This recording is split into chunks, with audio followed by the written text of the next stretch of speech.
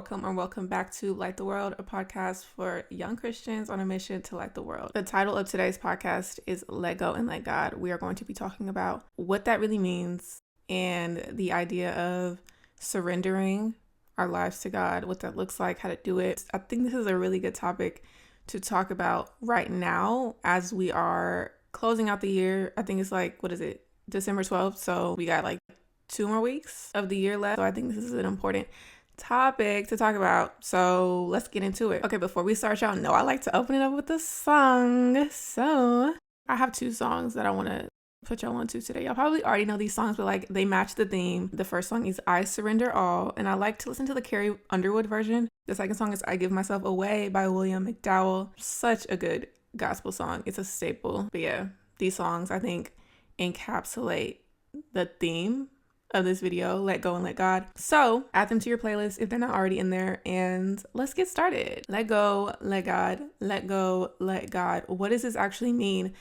Because growing up, I used to hear people say this all the time, just let go and let God. And I'll be like, bruh, what does that mean? I think there's 2 ways to look at this phrase. You can look at it from a cast all your anxieties onto the Lord and he will give you a peace that surpasses all understanding type of perspective. Or you can look at it as giving God everything so he can give you more. Letting go of everything keeping you from a relationship with God. To be a Christian means to surrender your life, to surrender your old ways, to surrender anything that doesn't honor God. Going into the new year, it's going to be really important that we fully trust in God and not ourselves. And I've been thinking about this for the past 2 weeks as I was coming up with this podcast episode.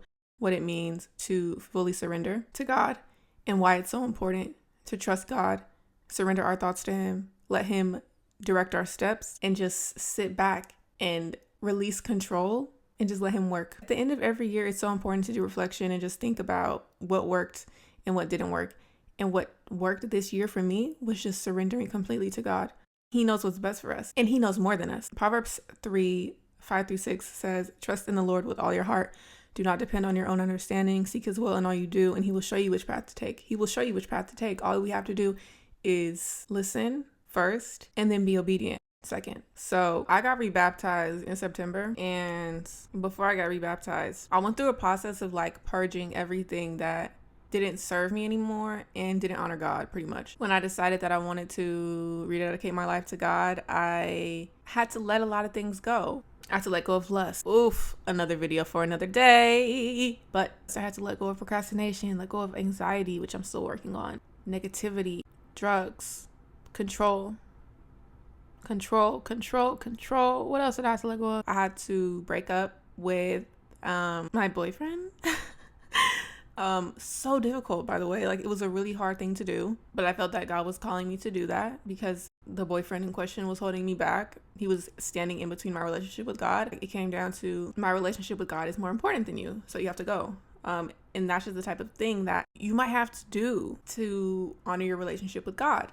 You might have to sacrifice a few things. What else did I purge? I went through my album music playlist and just cleared out a bunch of vulgar music and toxic music where the lyrics were just not good for my ears. Okay, had to protect my ear gates, and I had to get that stuff out of my phone. I threw away so many of my vinyl records, which used to be my most prized possessions, mind you, because what they were talking about in the songs wasn't cool. I just had to let go of a lot of things, and these are just examples of the things that I had to let go of. I trusted God enough to give up my old life, my old ways. And obviously these things are just materials, you know what I'm saying? There's other things that I had to let go of that have to do with my internal, but you might have to sacrifice some physical things to get closer to God. Some people might think that I was being dramatic, you don't have to throw away you don't have to throw away records or break up with your boyfriend or whatever, but this is just what I felt like I had to do. Mark 8:35 says, if you try to hang on to your life, you will lose it. But if you give up your life for my sake and for the sake of the good news, you will save it. He who loves his life will lose it. If you love your life more than you love God, be prepared to lose it. What are you willing to give up for Jesus? Do you trust Jesus enough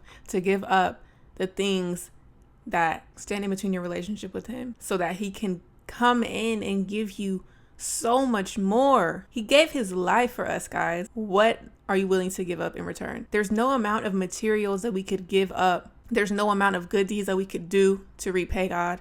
but we could try. Obedience is better than sacrifice, but I think that sometimes obedience requires sacrifice. We have to trust that what Jesus has for us is better than what we can give ourselves. It's better than what the world can give us. It's better than what people can give us. So here's this analogy that I was thinking about the other day. Walk with me here, okay? I'm a frequent flyer, okay? And I typically don't get flight anxiety unless turbulence hits. But even then, like, I'll be chilling for real. And I feel like that's typical of most humans that fly on airplanes. Like, we will board planes, strap in our seatbelts, put our earphones in, play our music, play our podcasts. Sometimes we do not listen to the spiel that the flight attendants give, you know, when they demonstrate like what to do in a situation of emergency. But we sit back, we relax, we kick our feet up, we close our eyes, and we chill until we reach our destination. We trust that pilot. We trust that pilot to fly us to our destination safely without even seeing the pilot's face. We don't know the pilot's first, last, or middle name. We don't know nothing about them, yet we trust them because they're equipped to fly the plane. We don't walk up to the cabin or whatever it's called. We don't walk up there and nag him like, "Excuse me, sir, do you know how to fly this plane? Because I can't let you leave this runway without confirming that you know how to fly this plane." Like, we don't question them. We let them do what they need to do. We don't try to impede. We don't try to control. We just let the man or woman do what needs to be done because we don't know how to fly planes. I'm not an expert in aviation. They're the expert. You let the expert be the expert and don't try to control the expert. Because how crazy would you look trying to tell this person that studied aviation for years and years and years how to fly a plane as somebody that ain't never opened a book about aviation? You picking up what I'm putting down? We can trust a pilot to take us from point A to point B. Why do we have such a hard time fully trusting that God will take us to our destination? He knows his plans for us. But why don't we see that? Is it because we can't see him? Because his word is right here. Everything he's ever promised us is right here.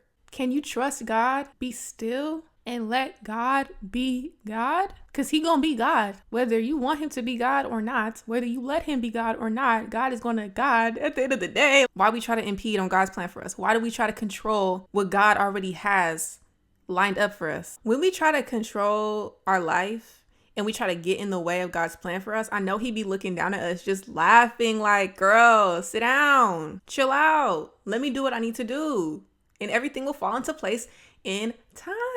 Like, just give me some time, be patient." That's all he wants is our faith, our love, and our trust. We can't get the promises if we're still holding on to our old life, our strongholds, and our sin. How? That's not gonna work. We got to give something up. Otherwise, what's the point of coming to Christ if we just gonna be doing the same thing we did when we was in the world? It all comes down to, do you love God enough to trust him? Do you trust that God's plan for you is better than your own plan for yourself? It's gonna take letting go of some things. Everyone can't come with you in this next season. Some people gonna have to get cut off respectfully, out of love, but they gonna have to get cut off. You might have to block that boy. You might have to stop kicking it with that friend that tempts you into smoking weed every time you're around them. How are you going to elevate if you have people weighing you down? If you have this dead weight on you, like, you gotta let it go and trust what God has for your future is better than your past. I have another analogy and it has to do with planes.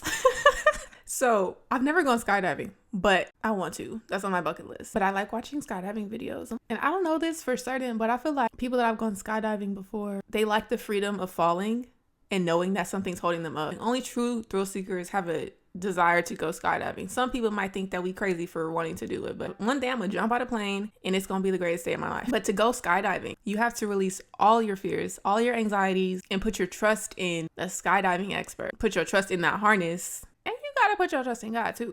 Because you don't know what could happen. Like, anything could go wrong. But you are ultimately putting your trust in the skydiving company. Like, you gotta put your trust in the pilot. You gotta put your trust in a lot of people to be able to fly out of, or to be able to jump out of a plane confidently. But when you jump out that plane, you know you're not gonna fall because somebody is holding you up.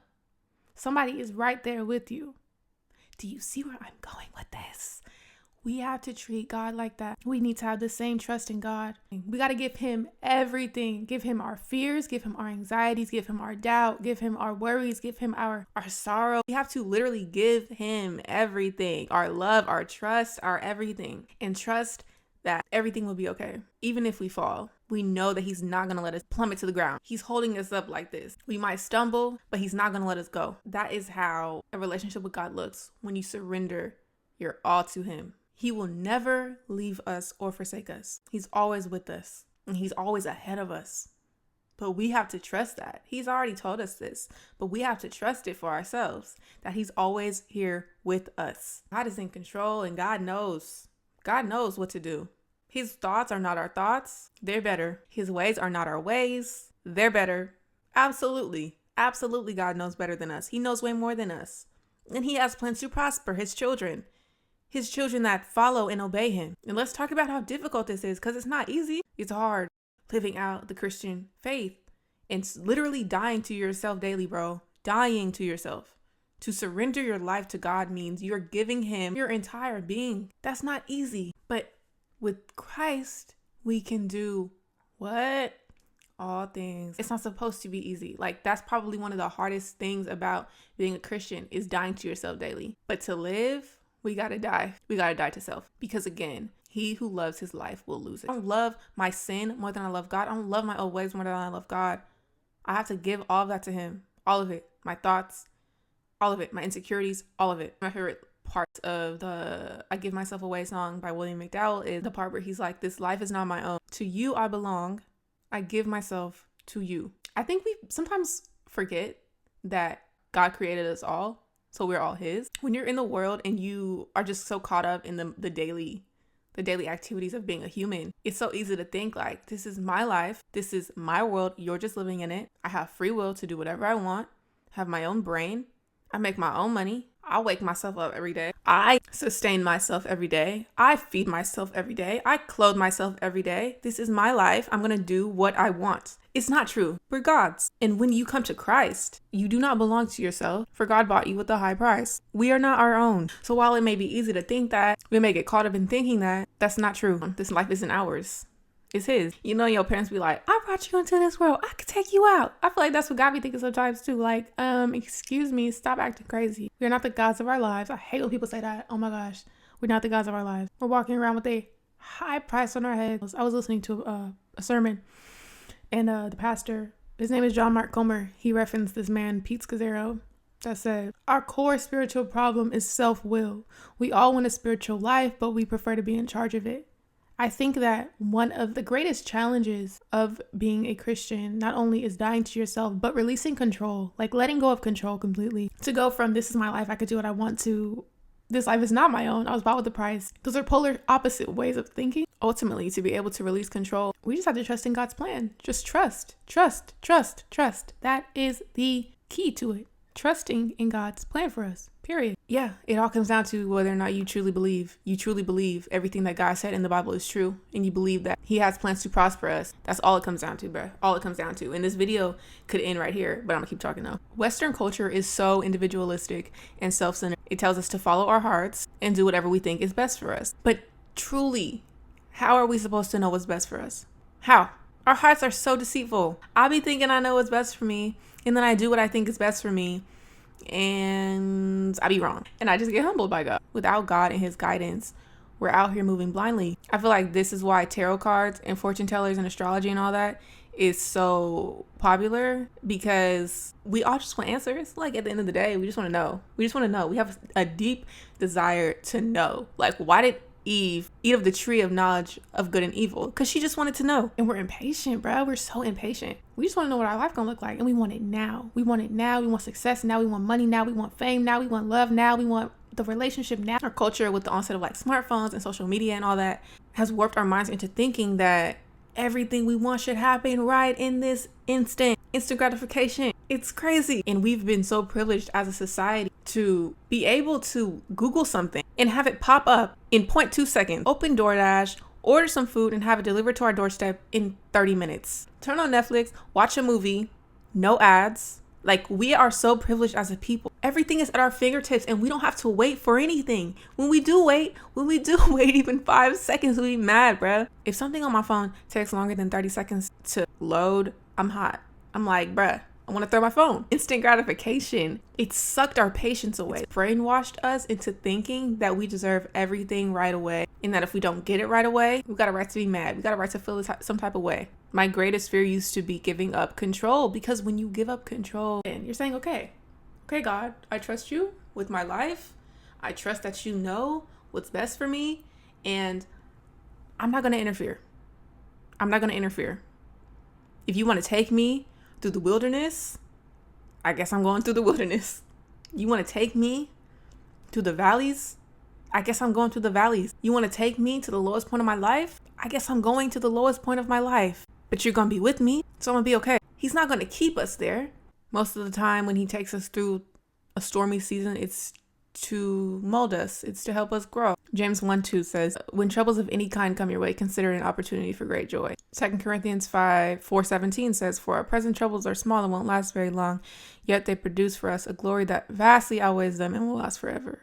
Romans 5:3 says, we can rejoice too when we run into problems and trials, for we know that they help us develop endurance. And lastly, 2 Corinthians 12:10 says, that's why I take pleasure in my weaknesses, in the insults, hardships, persecutions, and troubles that I suffer for Christ. For when I am weak, then I am strong. God makes us strong in our weakness. But know that the tough times ain't gonna last forever. God is going to bring you out of them. But I think that's one of the scariest parts about surrendering your life to God is like, okay, you might go through a season of hardship and you're gonna have to hold on and trust that, again, God is with you and he gonna bring you out, and you're gonna come out stronger because you trusted in him the whole time. You didn't let your faith waver. Even in the midst of trials, there's blessings at the end of it for you. As a Christian, you're most likely gonna go through a period in your life where you're suffering. That's why one of the fruits of the Spirit is long suffering. He gives us the strength to endure. I was listening to a Jerry Flowers sermon yesterday, and he asked us, can God trust you with pain? Can God trust you with heartbreak? Can God trust you with disappointment? Do you know how to steward pain that God allows and not leave him? God may want to produce the fruit of long suffering in you, of patience, of joy, and it's going to hurt sometimes. It's like counterintuitive, but it's really not. It makes sense. I don't know. I don't think anything good comes easily, but it's not all going to be a life of sadness and sorrow, because you have God, and in God you find your joy. Another fruit of the Spirit is joy. Like, you find your joy in God, regardless of the situation that you're in. Our mood should not be defined by our situation. We got to rejoice always, because at the end of the day, God pulled us out of death. He saved us from death. He saved us from our old ways. He saved us from our old self. Like, that is a reason to rejoice, even if our present situation isn't the brightest. At least we know at the end of all of this, we're going to reunite with our Savior. Like, that's a reason to rejoice. The craziest thing, I kind of got off track. None of this was in my notes. That whole little spiel was not in my notes, but I feel like someone needed to hear it. The craziest part about life and the human experience is that God already knows exactly what's going to happen in our life. Everything. It's already written. He wrote the story. He already prepared the way. He's just preparing us. Let go and let God. Let go of who you used to be so you can become who God calls you to be. The person that you used to be, that's not your final form. Letting go of who we used to be so that God can do a work in us and help us rise to the version of ourselves that he has in his mind. It's so common for people to hold on to their sin by saying, God just wants us to be happy. Ideally, that sounds good, but I don't agree with that statement. Like, I don't think that God just wants us to be happy when the sin that we're engaging in is what creates our happiness. Because drugs used to make me happy. Let's keep it a stack. Boys used to make me happy. Attention used to make me happy. Does that mean that God was pleased with what I was doing just because it made me happy? We got to get out of this hedonistic mindset. Like, God didn't overlook the fact that I was sinning just because that sin made me happy. He hates sin. The wages of sin is death. Like, he didn't care about my happiness. He cares about my salvation, my life. He cares about my soul. God wants us to be saved. I don't think that he places our happiness over our salvation and our relationship with him. So in order to be in true relationship with him, we might have to let go of these things that actually do make us happy. It's hard to do. You're going to go through withdrawal phases. It might be so hard to cut that person off. But although it's hard, we have to love God more than our fleshly desires. God's greater than all that. If we don't let go of these things that keep us from deepening our relationship with God, then we're just creating idols out of whatever is making us happy. Cut it off. Let it go. Like Elsa said, let it go. It's a daily battle. That's why you have to die to self daily. Crucify your flesh daily. It's not something that's just a one and done situation. Like, you got to let go of things every single day. Fight your flesh every single day. As a Christian, we're in constant battle with our flesh, fighting ourselves every day. But guess what? God is stronger. He's stronger. He already defeated sin. He already defeated death. He's stronger than all of that, which is why we have to put our trust in him. He already won. Put your trust in the one that already won. If you're having trouble letting go of these things that keep you from becoming the person that God wants you to be, reframe your mind to think of the promises of abundance and peace and goodness that God says will be ours. We don't even know how far he'll take us when we give our lives to him. And it always goes back to Jesus. He died for us so that we could live. The least we could do, y'all, is give up our lives for him. When he hung on the cross and died for us, he committed one of the biggest acts of sacrifice, selflessness, and love. And all he's asking us to do is put away our drug addiction, put away our lust, put away our greed, put away our selfishness, put away our sin. That's all he's asking us to do. It ain't nothing compared to what he did for us. If you want to keep it 100, like, would you die for somebody? To die for an entire human race when some of these people would never even accept who Jesus even is? Like, that's sacrifice, bro. If you don't believe that Jesus did these things, then everything I said is void. But if you believe that, if you truly believe that he died for you, giving up your old ways that do not serve you and do not honor him, it's not that hard to do. So in the same way that Jesus died for us, let that old version of you die. Have a funeral for her or him. Because anyone that tries to hang on to their life will lose it. Anyone who gives up their life for his sake will live and have life more abundantly. Life more abundantly. I don't believe anybody comes to the Christian faith for material blessings. I would hope not. The abundance that Jesus is talking about is deeper than materials. It's a peace that surpasses all understanding. It's love. It's joy. It's freedom, bro. To let go of your old life, to die to self it's gain, bro. To live is Christ. To die is gain. It's gain. That's the abundance. You will have life more abundantly if you let go of your life. It's like there's so many just funny contradictory statements in the Bible that if you don't have faith, then you're gonna be like, that literally doesn't make any sense. But all Jesus wants is to give us life. That's just beautiful, bro. Like, I can't. He just wants to give you life while the devil wants to take it from you. That's another video. The enemy wants to take your life. Jesus wants to give you life. Guys, when I think about Jesus, I get so amazed, so joyous. Like, true joy is found in Christ, you guys. It's not found in other people. Why am I about to cry, you guys? Oh my gosh. It's not found in other people. It's not found in materials. It's not found in anything but him. You haven't experienced it. I want you to experience it for yourself. Let's stay faithful and trusting of God starting today. That's a good way to end it. I hope this helps someone. I enjoyed talking about this. Thank y'all so much for listening. I hope you enjoyed this episode because I did. I will talk to y'all all in my next episode. Love you guys. Bye. Get in your bag.